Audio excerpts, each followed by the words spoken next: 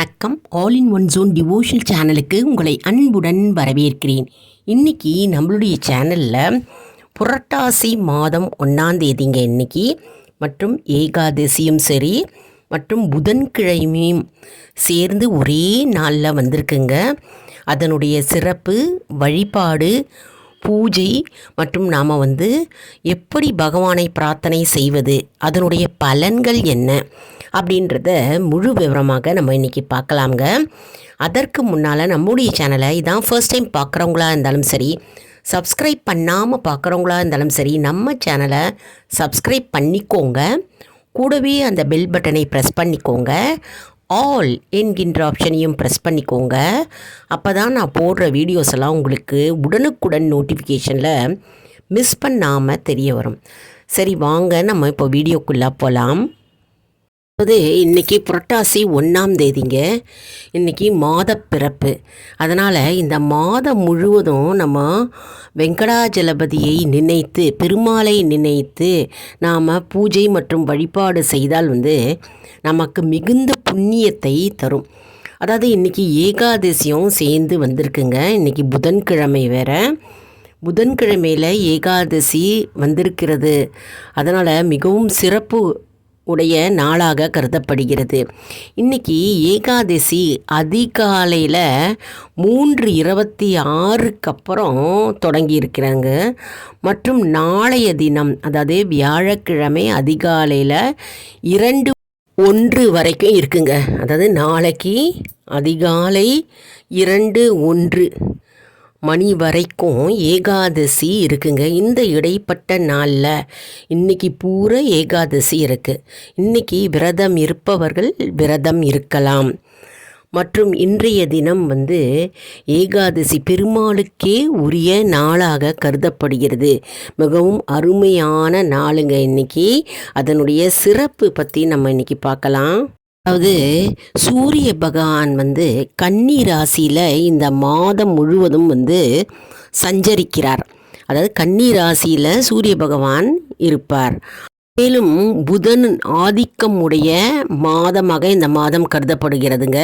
அதாவது புதனுக்குரிய அதிபதியான பெருமாள், அவரை இந்த மாதம் முழுவதும் நம்ம வழிபட்டால் நம்முடைய வாழ்க்கையில் செல்வ பலம் அதிகரிக்கும் மற்றும் குடும்ப வாழ்க்கை மேன்மையடையும் மற்றும் பெரும் புண்ணியத்தை தேடி நம்மை அடையும் என்பது நம்பிக்கை. அதனால் தான் நம்ம புரட்டாசி மாதத்தில் பெருமாளை வழிபடுகிறோம். அதாவது புதனுக்குரிய அதிபதியான பெருமாளை நம்ம இந்த புரட்டாசி மாதத்தில் நம்ம வழிபடுகிறோம். இன்றைக்கி மிகவும் அற்புதமான நாள். புதனும் சேர்ந்து வந்திருக்குங்க. மற்றும் புரட்டாசி மாத பிறப்பும் இன்றைக்கி சேர்ந்து வந்திருக்கு. மற்றும் ஏகாதசியும் சேர்ந்து வந்திருக்கு இல்லையா? மூன்றுமே சேர்ந்து ஒரே நாளில் வந்திருக்கிறதுனால இன்றைய நாள் மிகவும் சிறப்பு வாய்ந்த மற்றும் அதிசக்தி வாய்ந்த நாளாக கருதப்படுகிறது. அதனால் இன்றைக்கி மாலை பொழுதில் கோவிலுக்கு போய் பெருமாளை தரிசிக்க போகும்போது நம்ம என்ன செய்யணும்னா, துளசியை வாங்கிட்டு பெருமாளை போய் நம்ம காண வேண்டுங்க. அப்படி நம்ம துளசி வாங்கிட்டு போனால் நமக்கு 3 மடங்கு பலன் நம்மை தேடி அடையும். அதனால் மறக்காமல் நம்ம அனைவரும் இன்றைக்கி துளசியை நம்ம பெருமாளுக்கு வாங்கி செல்ல வேண்டும். அதாவது இந்த மாதம் குபேரனாக்கும் மாதமாக கருதப்படுகிறது. அதாவது இன்றைய தினம் அதிகாலையில் வீட்டை சுத்தம் செய்து பெருமாள் படத்தை நல்லா சுத்தம் செய்து சந்தன குங்குமம் இட்டு பெருமாளுக்கு துளசி மாலையால் அலங்கரித்து நம்ம தூப தீபம் காண்பித்து நெய் தீபம் அல்லது நல்லெண்ணெய் தீபத்தை நம்ம வீட்டில் ஏற்றி வைக்கலாம். இன்றைக்கி துளசி தீர்த்தம் நம்ம வீட்டில் வச்சு வெங்கடேச பெருமாளுக்கு வாழைப்பழம், வெற்றிலை பாக்கு, வாழைப்பழம் வைத்து எளிமையாக நெய்வேத்தியமாக நம்ம படைக்கலாம். அதாவது புரட்டாசி மாதம் முழுவதும் நேர்மறை எண்ணங்கள் அதிகரிக்கக்கூடிய மாதமாக கருதப்படுகிறது. அதனால் புரட்டாசி மாதம் முழுவதும் நம்ம பெருமாளை வழிபட வேண்டும். பெருமாளை வழிபட்டால் ஆண்டி கூட குபேரன் ஆவார் என்று கருதப்படுகிறது. அதனால் புரட்டாசி மாதம் முழுவதும் நம்ம அதிகாலையில் எழுந்து நம்ம கீழ்கண்ட இந்த மந்திரத்தை நாம் உச்சரித்தால் நம்முடைய வாழ்க்கையில் இருக்கும் அனைத்து பிரச்சனைகளும் நீங்கும்.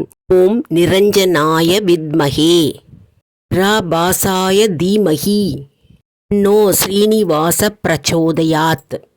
இந்த மந்திரம் எளிமையானது தானே.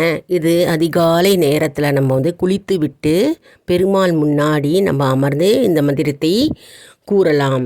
அப்படி நம்ம இந்த மாதம் முழுவதும் நம்ம இந்த மந்திரத்தை ஜபிக்க நம்முடைய வாழ்க்கையில் இருக்கும் பண கஷ்டங்கள் அனைத்தும் நீங்கும்.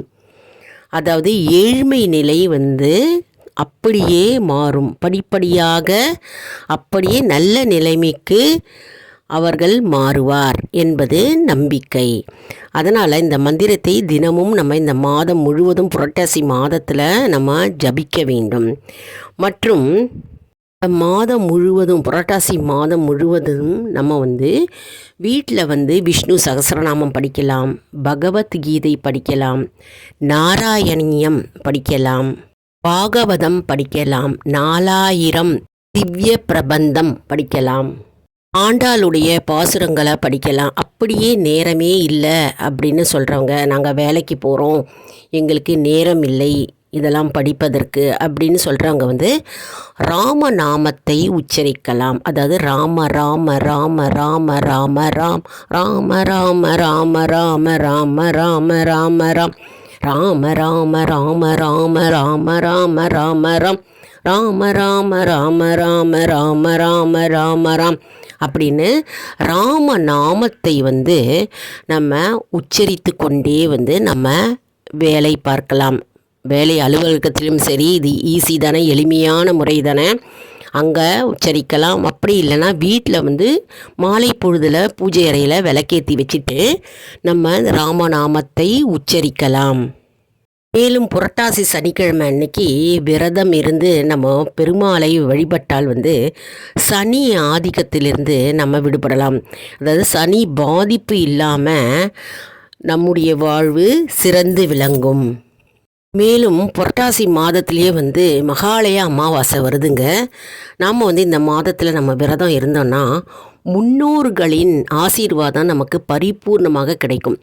முன்னோர்களின் ஆசீர்வாதம் நமக்கு கிடைத்தாலே நம்முடைய வாழ்க்கை சிறந்து விளங்கும். அதாவது நம்முடைய சங்கதியர் ஆசீர்வதிக்கப்படுவார்கள். அதனால் புரட்டாசி மாதத்தில் மகாலய அமாவாசை வருது. மகாலய அமாவாசையை நம்ம தவற விடக்கூடாது.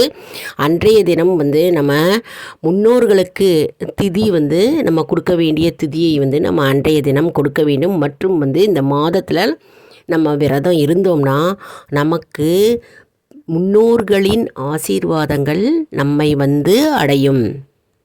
தினம் புரட்டாசி முதல் மாதம் இல்லையாங்க, அதனால் இன்றைக்கி மாத பிறப்பு. சில வீட்டில் மாவிளக்கு பெருமாளுக்கு வெங்கடேச பெருமாளை நினைத்து மாவிளக்கு போடும் பழக்கம் இருக்குங்க.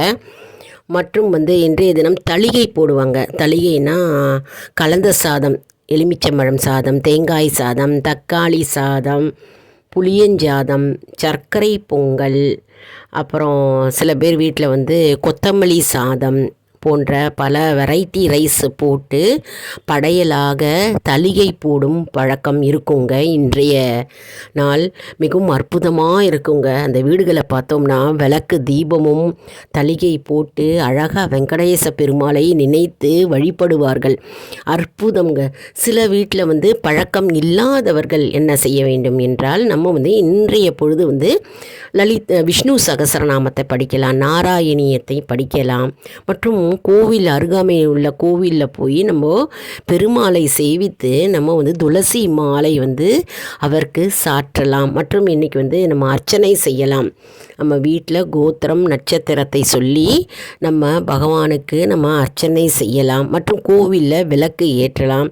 மிகவும் அற்புதமான நாளுங்க இன்றைக்கி. நம்ம எல்லாரும் மறந்து விடக்கூடாது, தவற விடக்கூடாது. இன்றைக்கி பேர் என்ன செய்வாங்க, புரட்டாசி சனிக்கிழமை அன்னைக்கு தளிகை போட்டு மாவிளக்கு போட்டு பெருமாளை வழிபடுவார்கள். ஏன்னா அவர்களுடைய குலதெய்வமாக பெருமாள் இருப்பார். அதனால் சனிக்கிழமை தோறும் அவர்கள் வழிபடுவார்கள். சில பேர் மாத பிறப்பு இன்னைக்கு தளிகை போட்டு மாவிளக்கு ஏற்றி இன்றைக்கி புரட்டாசி மாதம் முதல் நாள் அப்படின்னு வழிபடுவார்கள்.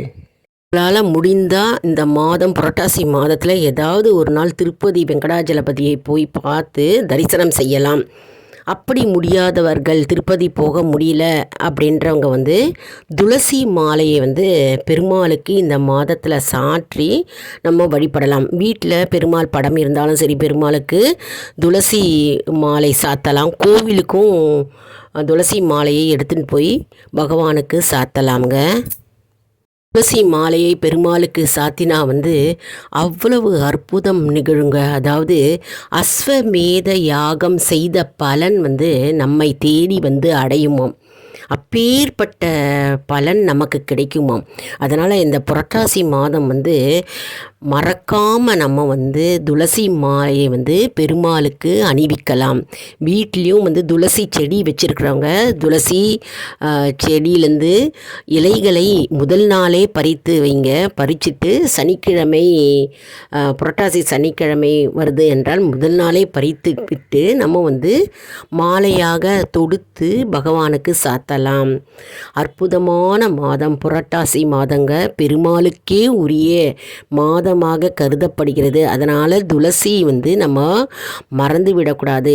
அதாவது நம்ம எவ்வளவோ அர்ச்சனை செய்வோம், பூஜைகள் செய்வோம் இல்லையா? பூஜைகள் செய்தாலும் இந்த துளசி, ஒரு துளசி பூ, துளசி இலையால் நம்ம அவருடைய பாதத்தில் போட்டு நம்ம அர்ச்சனை செய்தாலே போதுமா, அவர் அவ்வளவு மகிழ்ச்சி அடைவாராம். அதாவது பெருமாளுக்கு துளசி அவ்வளவு முக்கியத்துவம் நிறைந்திருக்கிறதுங்க. நான் ஏற்கனவே வீடியோ போட்டிருக்கேன், துளசியை பற்றியே வீடியோ போட்டிருக்கேன். நம்ம எதனால் துளசியை வச்சு பகவானுக்கு நம்ம அர்ச்சனை செய்கிறோம் அப்படின்றதையும் நான் போட்டிருக்கேங்க. இது சப்ஸ்கிரைப் பண்ணி ரெகுலராக பார்க்குறவங்களுக்கு தெரியும். அதாவது நம்ம பூக்களால் நம்ம அர்ச்சனை செய்வோம் இல்லையா பகவானுக்கு, பெருமாளுக்கு. ஆனால் அத்தனை பூக்கள் நீங்கள் போட்டாலும் சரி, அர்ச்சனை செய்தாலும் சரி, அதில் ஒரே ஒரு துளசி நம்ம அவருக்கு அர்ச்சனை செய்யும்போது அவர் அப்படி மகிழ்ச்சி அடைவாராம். நமக்கு வேண்டும் வரத்தை அவர் வாரி வாரி நமக்கு கொடுப்பாராம். அதனால் துளசி கண்டிப்பாக இந்த புரட்டாசி மாதத்தில் நம்ம அர்ச்சனை செய்வதற்கும் சரி, பெருமாளுக்கு மாலையாக சாற்றுவதற்கும் சரி, நம்ம துளசி மாலையால் அர்ச்சனை செய்வோம். அனைவரும் துளசி வாங்கி வச்சுக்கோங்க. முதல் நாளே இல்லை வீட்டிலேயே இருந்ததுன்னா தொடுத்து வச்சுக்கோங்க. அது நம்ம ஏழுமலையான மனதார நினைத்து, திருப்பதி வெங்கடாச பெருமாளை நம்ம மனதார நினைத்து அவருக்கு துளசி மாலையை சாற்றினாலே போதுங்க. நமக்கு அப்பேற்பட்ட பலன் நமக்கு சேரும். அதனால் நம்ம கோவிலுக்கு போக முடியலையே, திருப்பதி போக முடியலையே என்று வருத்தப்படாமல் நம்ம மனதார நினைத்து பகவானுக்கு எந்த செயலை செய்தாலும் சரி, அர்ச்சனை செய்தாலும் சரி, மனதார மந்திரங்கள் சொன்னாலும் சரி, ஸ்லோகங்கள் சொன்னாலும் சரி, பாடல்களை பாடி மகிழ்வித்தாலும் சரி, அப்படியே பகவான் ஏற்றுக்கொள்வார். அதாவது நம்முடைய வைப்ரேஷன்ஸ் அப்படியே அவருக்கு போகும். பகவான் நம்முடைய வேண்டுதல்களை அப்படியே கேட்பார். அதாவது முழு மனதுடனும் பக்தி சிரத்தையுடன் தான் நம்ம எந்த செயலை செஞ்சாலும் சரி, நம்ம செஞ்சால் அதுக்கு பலன் ஏராளம். அதாவது ஆத்ம திருப்தியோடு மனதார நம்ம பகவானை சேவி தொழுதால் நமக்கு பலன் கண்டிப்பாக கிடைக்கும். நாம் பரிபூர்ண சரணாகதி அடைந்து நம்ம பகவானை தொழுதால் நமக்கு நன்மை உண்டாகும் மற்றும் நமக்கு புண்ணியத்தை கொண்டு சேரும். அதனால் இந்த மாதத்தில் நீங்கள் எப்போ கோவிலுக்கு போனாலும் சரி, பெருமாளை தரிசனம் செய்ய போகும்போது துளசி வாங்கிட்டு போங்க. கோவிலுக்கு மறந்துடாமல் துளசியை வாங்கிட்டு போங்க. சில பேருக்கு தான் தோன்றி வெங்கட்ரமண சுவாமிகள் பெருமாள் கரூரில் இருக்கார். அவர் குலதெய்வமாக இருக்கலாம். அதாவது அது சின்ன திருப்பதி அப்படின்னே கூறுவார். கரூர் என்கின்ற தான் தோன்றி மலை கல்யாண வெங்கட்ரமணர் பெருமாள், அவரையும் நாம் தரிசிக்கலாம். மற்றும் தான் தோன்றி மலை வெங்கட்ரமணர் பெருமாளை நான் ஏற்கனவே வீடியோ அப்லோட் பண்ணியிருக்கேங்க. அவரையும் நாம் நினைத்து நம்ம வேண்டிக் கொள்ளலாம். பெருமாளை நம்ம வேண்ட வேண்ட வேண்ட நம்முடைய வாழ்வு மேன்மை அடையும் மற்றும் நம்முடைய இன்னல்களும் துன்பங்களும் நீங்கும் மற்றும் வாழ்க்கையில் நம்முடைய செல்வ நிலை மேலோங்கும், குடும்ப வாழ்வு வளர்ச்சி அடையும். என்ன அன்பர்களே, இந்த வீடியோ உங்களுக்கு மிகவும் பயனுள்ளதாக இருக்கும் என்று நான் நம்புகிறேன். இந்த வீடியோவுக்கு ஒரு லைக் கொடுங்க, இதை மற்றவர்களுக்கும் ஷேர் செய்யுங்கள், அவர்களும் பலனடையட்டும். மேலும் ஆல் இன் ஒன் ஜோன் அன்பர்களுக்கு ஒரு அன்பான வேண்டுகோள், நம்முடைய கம்யூனிட்டி போஸ்ட்டில் கேள்வி பதில் நேரம் வருங்க, அந்த கேள்விகளுக்கு பதில் தாங்க. இதன் மூலம் நம்முடைய ஆன்மீக பயணம் எப்படி இருக்கிறது என்பதை நாம் தெரிந்து கொள்ளலாம் இல்லையா? இது சப்ஸ்கிரைப் செய்தவர்களுக்கு மட்டுமே தெரிய வரும். அதனால் நம்முடைய சேனலை மறக்காமல் சப்ஸ்கிரைப் செய்து கொள்ளுங்கள். அடுத்த வீடியோவில் வேறொரு தலைப்புடன் உங்களை சந்திக்கிறேன். நன்றி, வணக்கம். நீங்கள் இன்றைய தினம் மாவிளக்கு போட்டிங்களா இல்லை தளிகை வைத்து வழிபட்டிங்களா அப்படின்றத கமெண்ட் செக்ஷனில் தெரிவிங்க, நாங்களும் தெரிஞ்சுக்கிறோம். நன்றி, வணக்கம்.